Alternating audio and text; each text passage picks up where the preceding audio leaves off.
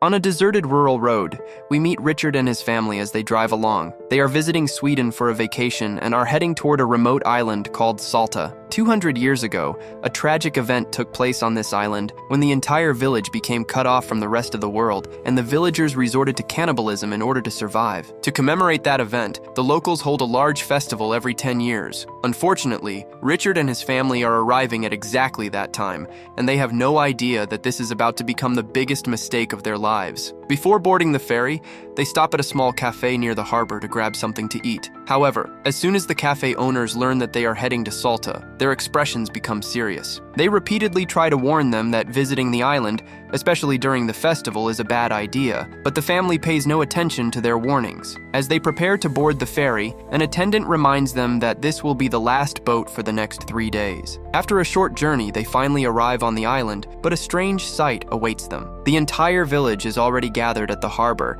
and none of the locals seem pleased to see the newcomers. At that moment, an elderly woman named Clara steps forward. When she learns that they have come for the festival, she bluntly tells them that they should leave immediately. Fortunately, their host Mats arrives just then. He quickly takes them away and leads them to a cabin before the villagers can intimidate them any further. Once inside the cabin, Mats tells them an emotional story. He explains that the house once belonged to his mother, but then he suddenly shocks everyone by revealing that his mother's head was cut off in the very chair where Richard is sitting. After hearing this unsettling story, everyone heads upstairs to choose their rooms. Their daughter Jessie becomes frustrated when she realizes there is no mobile phone signal on the island. As she is inspecting her room, Matt suddenly appears silently behind her. After making several strange and unsettling remarks, he leaves and tells everyone to enjoy their stay. A little later, Jessie becomes bored because her phone is useless, so she decides to take a bath while her parents prepare dinner downstairs. At first, everything seems normal. However, as she relaxes in the bathtub,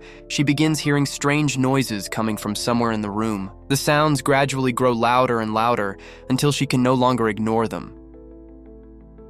Alarmed, she quickly gets out of the tub, puts on a robe, and walks toward a mirror at the back of the room. She cannot shake the feeling that someone is watching her from the other side of the mirror. Later that night, while everyone is asleep, Richard suddenly wakes up. He notices a strange orange glow outside the window. When the family looks outside, they discover that several locals are standing around the house, apparently trying to frighten them. Fed up with the situation, Susan goes outside to confront them. About 20 people are gathered in the yard. They carry torches in their hands and wear bizarre ceremonial masks. Angrily, Susan shouts at them and demands that they leave her family alone. In response, without saying a single word, one of the figures steps forward and throws the carcass of a dead forest animal onto the house's front steps. After that, the entire crowd silently turns around and walks back toward the village. The family cannot understand what any of this means, so they return inside, assuming it is probably some local tradition. The next morning, Richard notices that his daughter Jessie did not sleep well throughout the night. He asks her what has been bothering her so much. Jessie takes him into the kitchen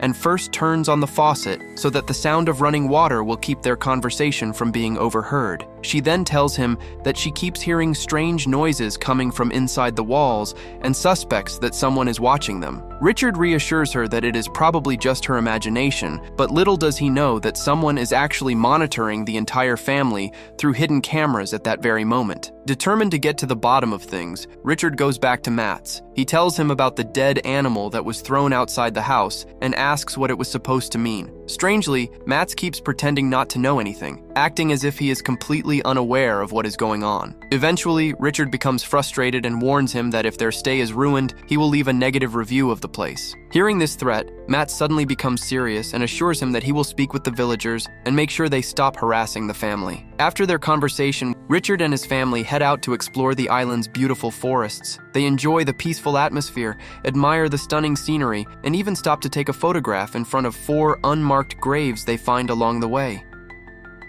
Meanwhile, a horrifying incident has already taken place at the island's burger shack. Only minutes after the family leaves the area, someone brutally murders the cafe owner and his wife. Detective Forsberg suspects that a local drunk named Johan is responsible. Johan has recently been released from prison and is once again roaming free. During lunch, the family notices a small boat arriving at the harbor. The sight is surprising because no other boats were supposed to arrive for the next 3 days. But even stranger than the boat itself is the cargo it carries. On board are 4 brand new wooden coffins. A little later, the children head off for a swim, while Richard and Susan finally get an opportunity to spend some time alone, so they return to the house. At the same time, Detective Forsberg returns to the island. He is searching for Johan and, in the process, stumbles upon a strange rehearsal for a village ceremony. Naturally, Clara is not pleased to see yet another outsider interfering in village affairs. Lying to him, she tells Forsberg that Johan left the island a long time ago. Forsberg quickly realizes that he is not going to get any help from the villagers.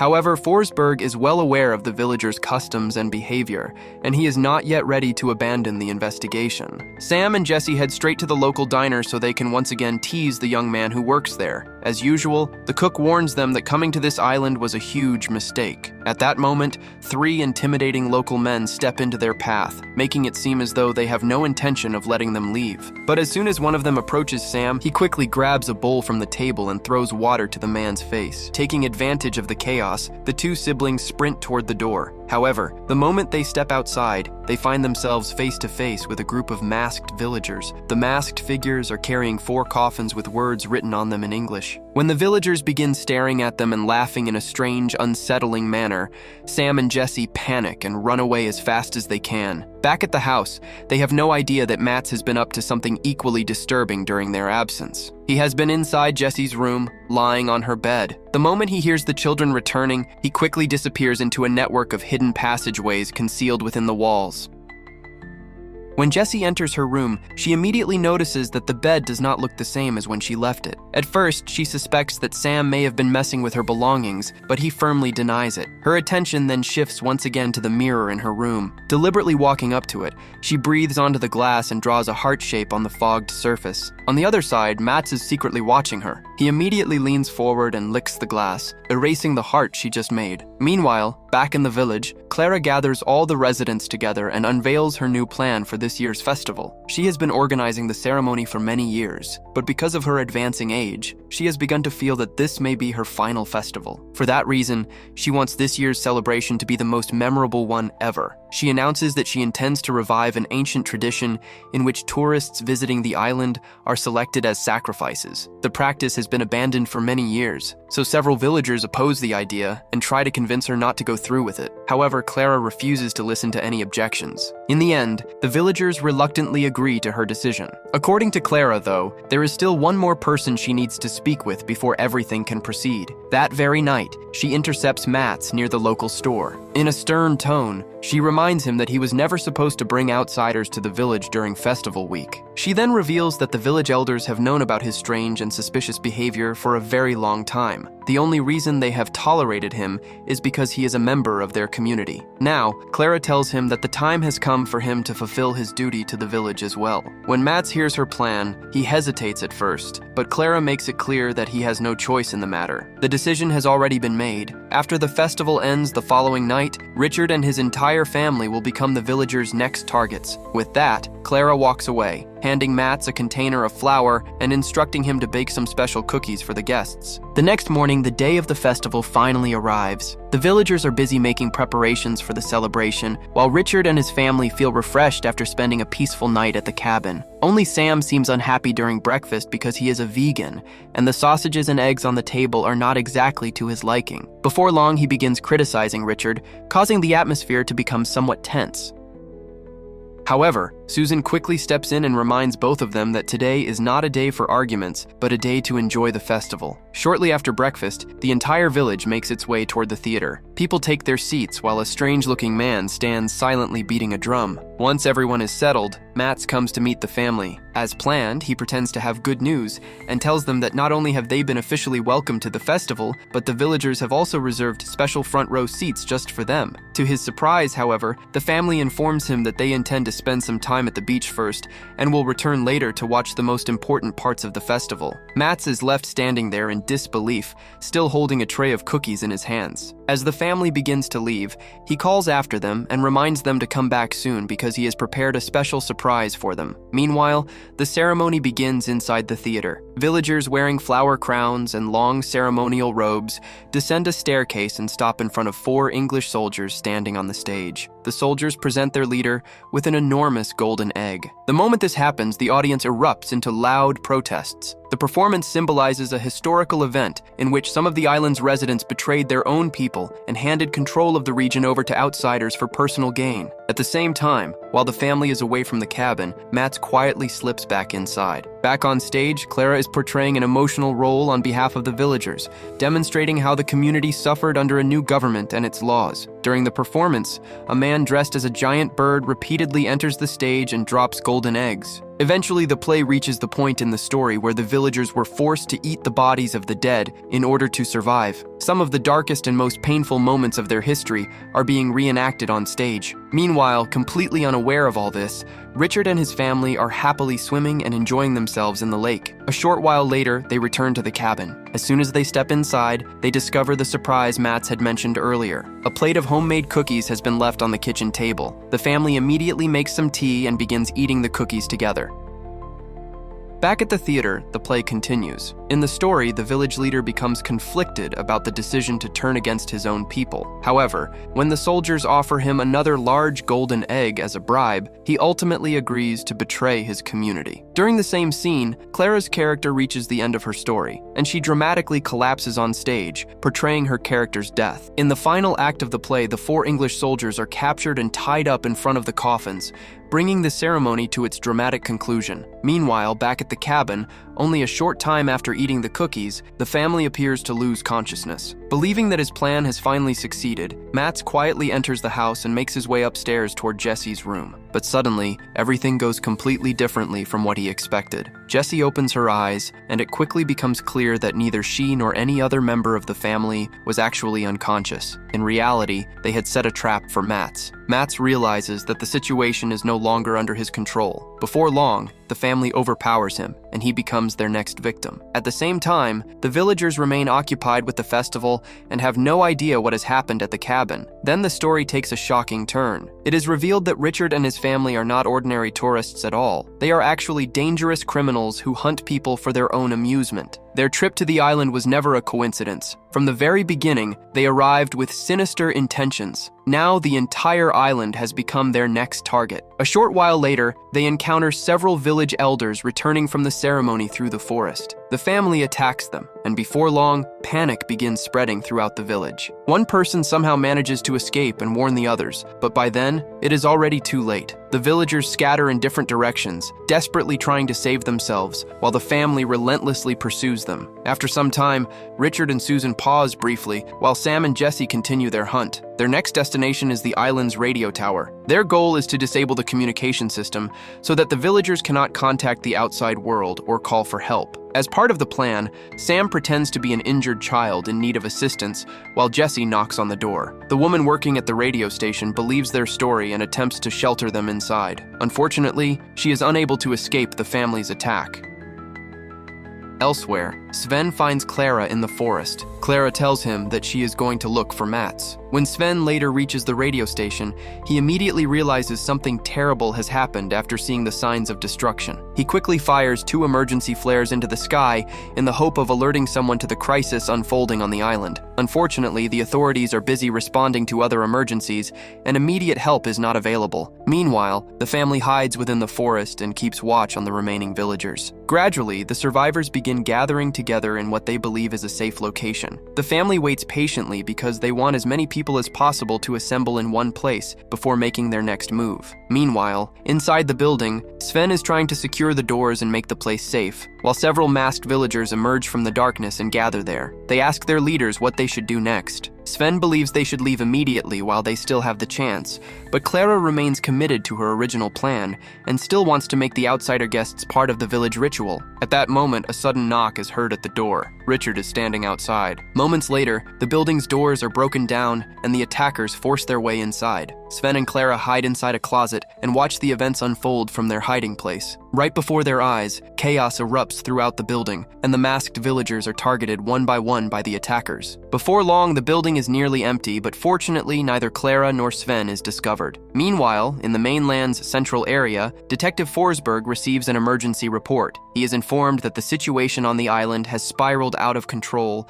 and that fires have broken out in several locations. Without hesitation, he orders a boat to be prepared so he can head to the island immediately. Back on the island, Richard and his companions regroup after the night's events. events. They are resting when Sam once again begins complaining. Richard tells him to be quiet, but Sam refuses to stop. Eventually, a heated disagreement develops between the two. During the confrontation, Richard suddenly turns against Sam, and Sam is unable to save himself. The incident comes as a shock to the others as well. At that very moment, another major secret is revealed. It turns out that Richard, Susan, Sam, and Jessie were never actually a family. In reality, they were a group of dangerous criminals who shared the same mindset and periodically selected remote locations where they could spread destruction and terror. Their presence on the island was never the result of a random vacation. It had been part of a carefully planned operation from the very beginning. The truth was that Richard had been growing increasingly frustrated with Sam for a long time, and this trip ultimately became the breaking point in their ongoing conflict. Meanwhile, only Sven and Clara remain alive on the island. Once again, Sven tries to convince Clara to abandon her dangerous plan,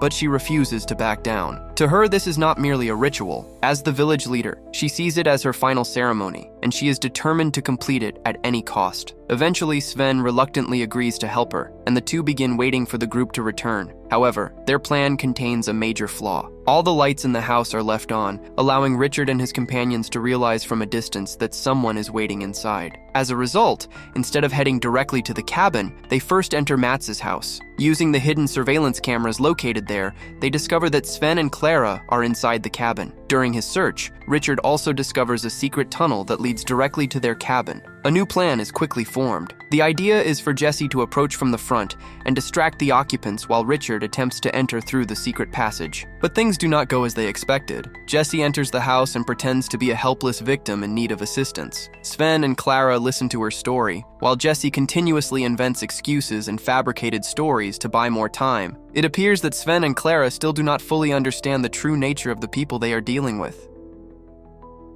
A little later, Sven leaves to search another part of the house, leaving Clara alone with Jessie. At around the same time, Susan arrives as well, bringing both sides together under the same roof. Meanwhile, Richard makes his way into the house through the secret tunnel. While searching the property, Sven discovers what happened to Mats, and then realizes that other people are inside the house. Soon afterwards, he finds Richard pretending to be hurt.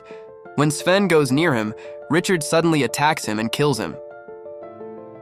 A short while later, he reaches the kitchen downstairs, where Clara is waiting. Susan and Jessie are shocked by the extent of his injuries, yet despite the tension in the room, they continue speaking to one another with an almost casual sense of normality. By this point, the entire situation has been turned upside down. For all this time, Clara believed that she was hunting them. In reality, however, she had been the target of their plan from the very beginning. Clara realizes that the situation has completely changed, but her stubborn determination remains unshaken. She still wants to make the three intruders part of the sacrificial ritual. Suddenly, she spins around, grabs a knife, and prepares to attack. But at that exact moment, a gunshot rings out, and Clara collapses to the floor. The shooter is Detective Forsberg, who arrives just in time and appears to save everyone. The group is stunned and, for a brief moment, does not fully understand what has happened. However, they quickly return to their usual behavior because they realize that Forsberg still has no idea who they really are. Misleading him, they accompany him to the harbor and board his boat. The vessel quickly carries them away from the island while, behind them,